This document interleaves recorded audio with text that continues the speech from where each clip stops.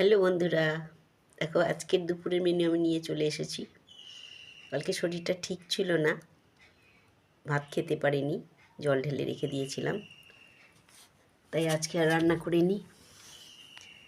ভাত ছিল, তাতে সামান্য একটু সর্ষের তেল, একটু চানাচুর, অল্প মুড়ি দিয়ে আর পেঁয়াজ, কাঁচা লঙ্কা আর বেগুন ভাজাও ছিল কালকে।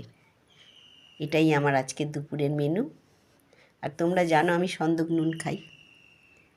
আজকে সামান্য নুন ভাতে মাখবো আমি, কারণ জল ঢালা ভাত তো।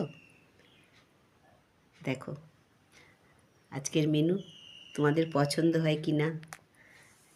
যদি পছন্দ হয় তাহলে লাইক করো, আর আমার আরও কিছু কথা শোনার জন্য যারা এই চ্যানেলে নতুন আছো তারা চ্যানেলটাকে সাবস্ক্রাইব করে দিও, কেমন?